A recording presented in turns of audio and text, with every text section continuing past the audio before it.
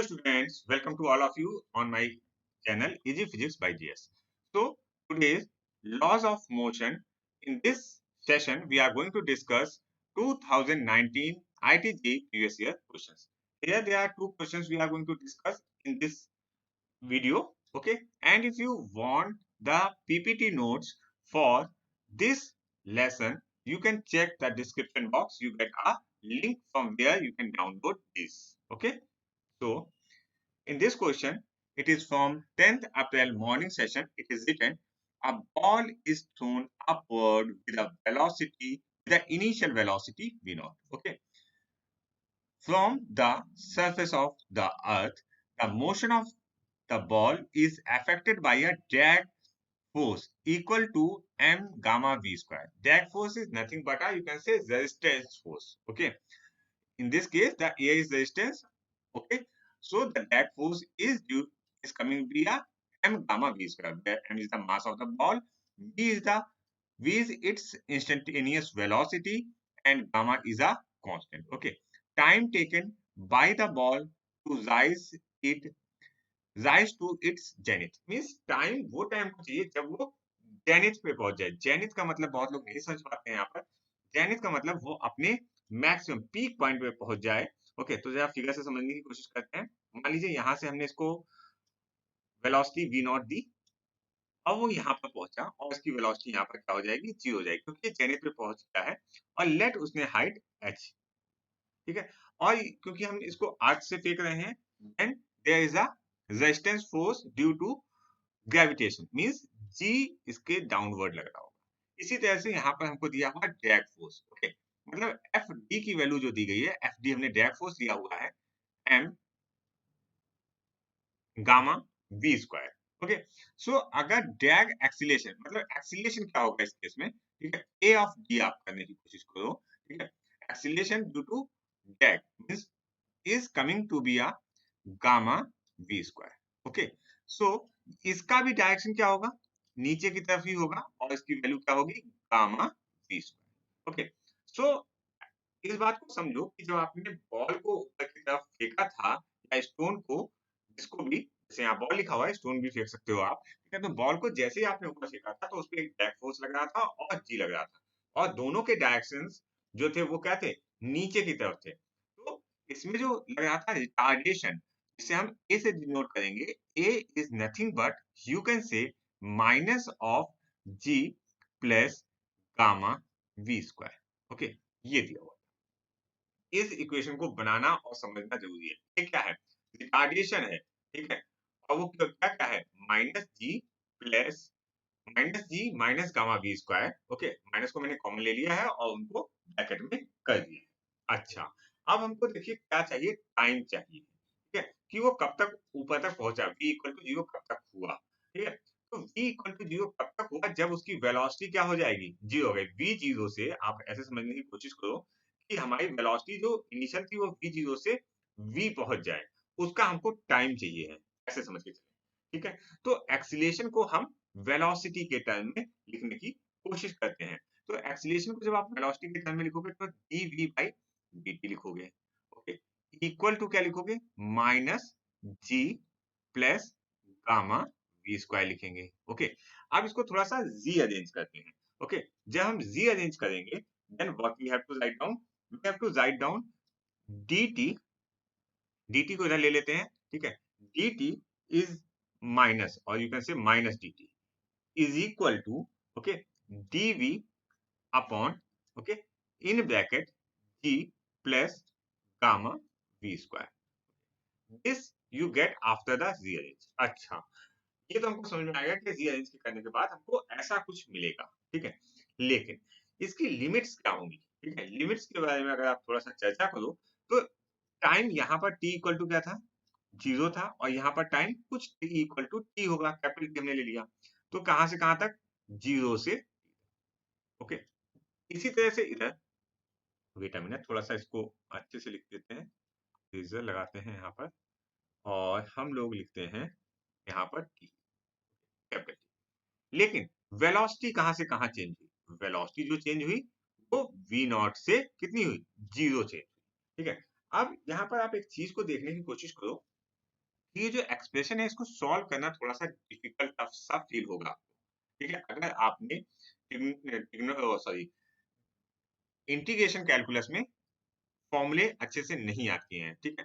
Basic फॉर्मूले नहीं, ये कुछ थोड़ा सा ऊंचे स्तर का फॉर्मूला है जो हम इंटीग्रेशन के अंदर जाके पढ़ते हैं, ठीक है। ऐसा नहीं है आपको जब आपने बेसिक मैथमेटिक्स पढ़ाई गई होगी तब नहीं पढ़ाया गया होगा इंटीग्रेशन में, जब आप जस्ट स्टार्टिंग कर रहे होते हो फिजिक्स में, ठीक है। तो वो फॉर्मूला यहाँ पर यूज नहीं होने वाला है। तो सबसे पहले फॉर्मूले को समझते हैं कौन सा लिखा गया है।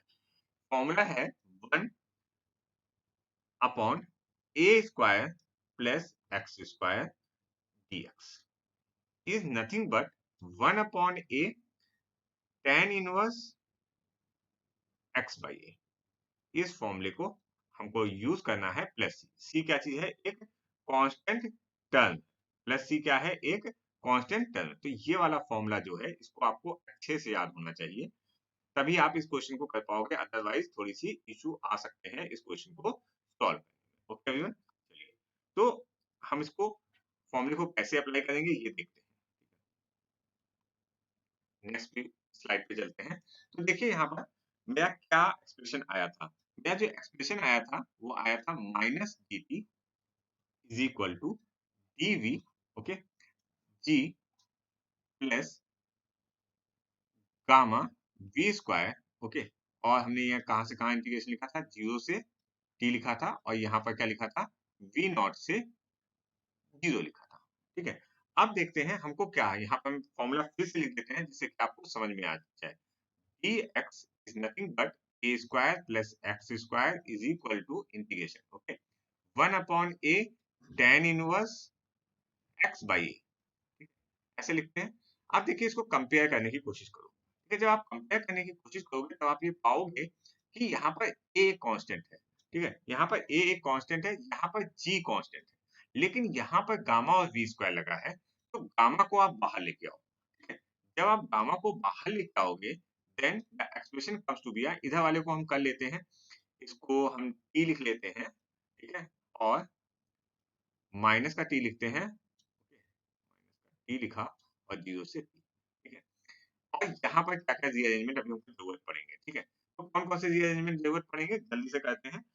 सबसे पहले हमको गामा को बाहर लेके आना है। तो गामा को आप जैसे ही बाहर लेके आओगे आई can write down this upon g by gamma, और गामा बाहर आ गया, ठीक है, प्लस ओके, ये वैल्यू आपकी आ गई।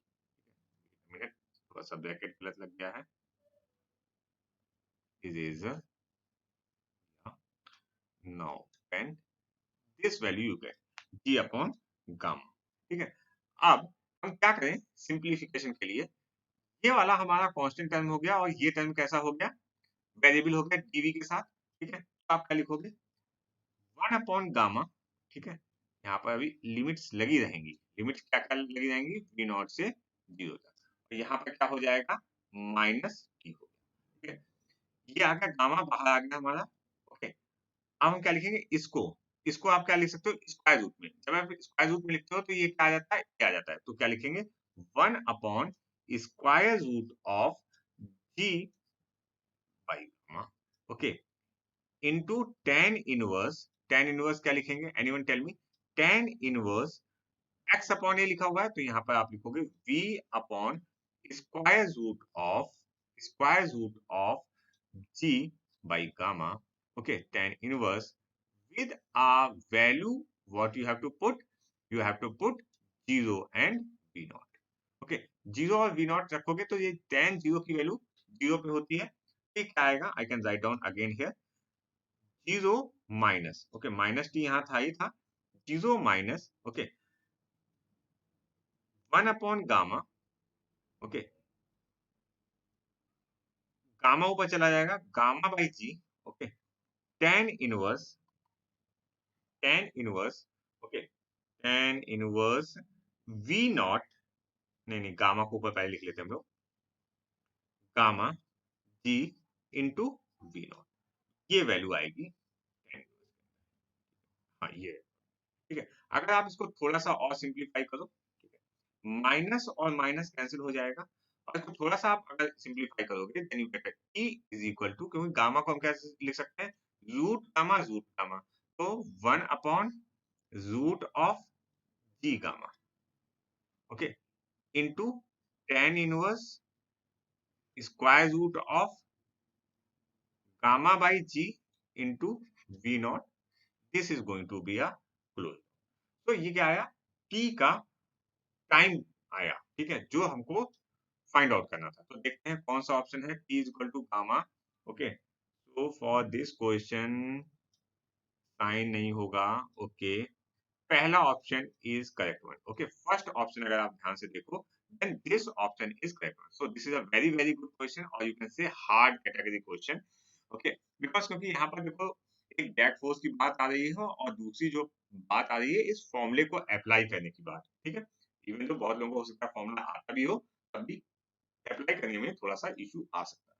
नेक्स्ट क्वेश्चन की तरफ चलते हैं। नेक्स्ट क्वेश्चन जो है वो 10th अप्रैल इवनिंग सेशन से लिया हुआ है।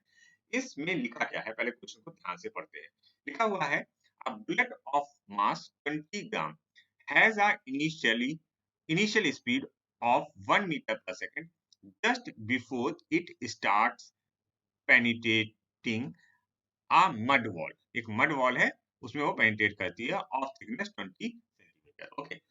If the wall offers a mean resistance, क्या कर रहा है, ऑफर कर रही है रेजिस्टेंस, वो भी मीन रेजिस्टेंस, मतलब उसका जो रेजिस्टेंस है मीन रेजिस्टेंस को हमने दे दिया है, फोर्स दिया है, मीन रेजिस्टेंस फोर्स दिया है 2.5 into 10 to power of -2 Newton दिया है। The speed of bullet after emerging from the out other side of the wall is close. अच्छा देखो क्या लिखा हुआ है, कुछ समझने की कोशिश करते हैं।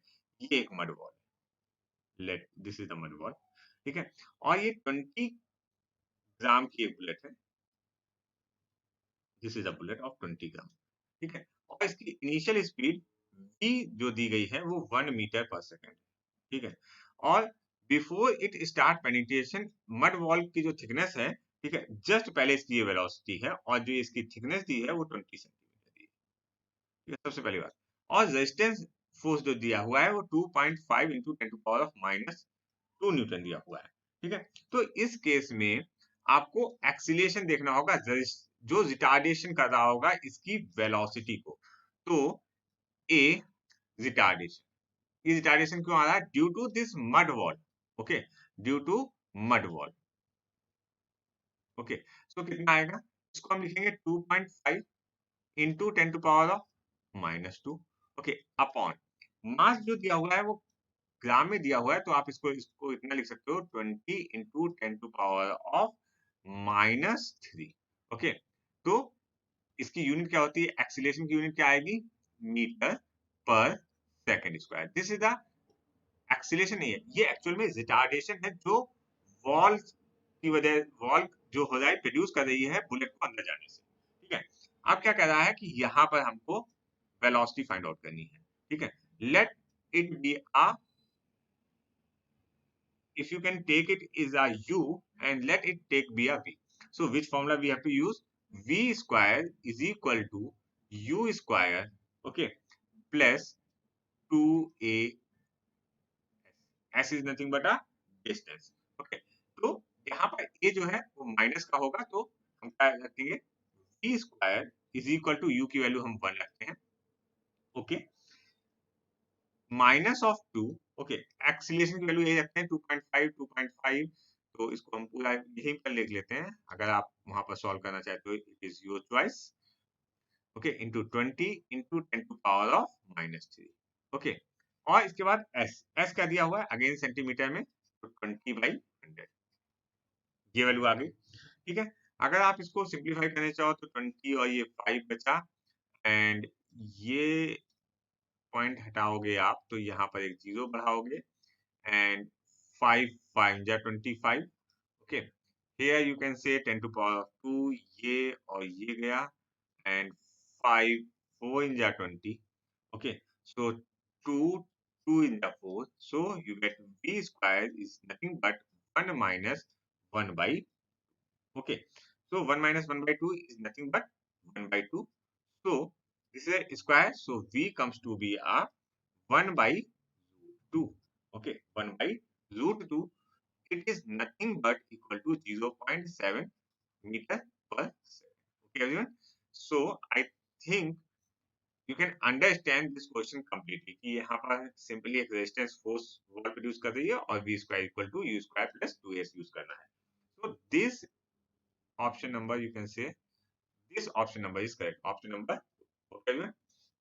So if you like this video, please hit the like button and subscribe it. Thank you, everyone.